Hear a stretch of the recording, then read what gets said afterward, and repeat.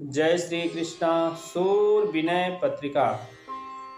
भक्ति भक्त भगवंत गुरु चतुर्नाम वपुए, इनके पद वंदन किए नासत विघ्न मनि। सूरदास जी कहते हैं, भजन बिन सूकर कुकर जैसो। सूरदास जी कहते हैं, भजन के बिना मनुष्य कैसा है? कहते हैं, कुत्ते और सूअर के जैसा।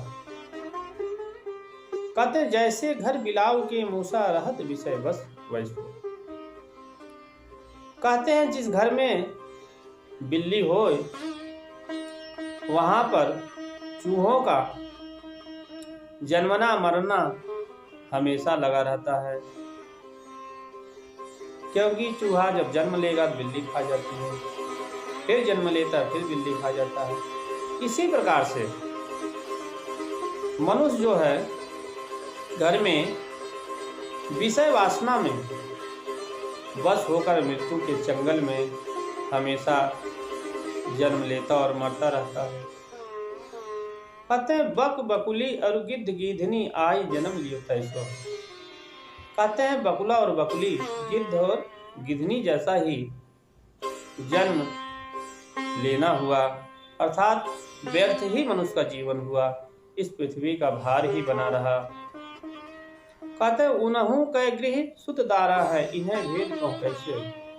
कहते हैं कि मनुष्य जन्म के लिए वेदों ने अनेक गुणगान किया है, पर गिद्ध और गिधनी, बकुला और बकुली के भी घर हैं, परिवार हैं, उनके भी पुत्र हैं।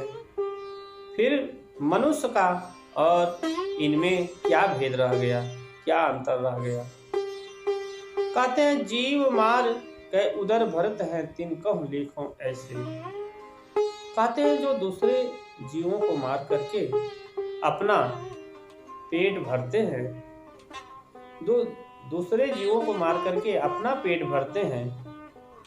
अच्छा, मांसाहार है, जो मांसाहारी लोग हैं उनकी गणना तो कैसी है? बोले, गिद्ध और बकुलों की जैसी। सूरदास भगवंत भजन बिन मनो विष जैसो। सूरदास जी कहते हैं कि भगवान का भजन बिना मनुष्य का जीवन ऊंट बैल और भैंस के समान है। इसीलिए अपने को भगवान के शरणागत होना चाहिए, हमेशा भगवान के स्मरण करना चाहिए। नहीं तो इस पृथ्वी पे आना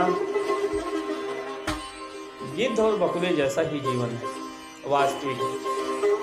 अगर इनसे आप अलग नहीं कुछ करते हैं तो इनके समान ही है, क्योंकि इनके भी पुत्र हैं, परिवार है, घर है, और आपके भी पुत्र परिवार में ही केवल लगे रहेंगे तो इनके ही समान गणना करेंगे। फिर जो शास्त्र है, वेद है, जो मनुष्य जीवन के लिए इतना अनमोल बताता है, वो उसका क्या मतलब रह जाएगा? इसलिए सब कुछ करते हुए भी भगवान का भजन करना चाहिए। जय श्री कृष्ण।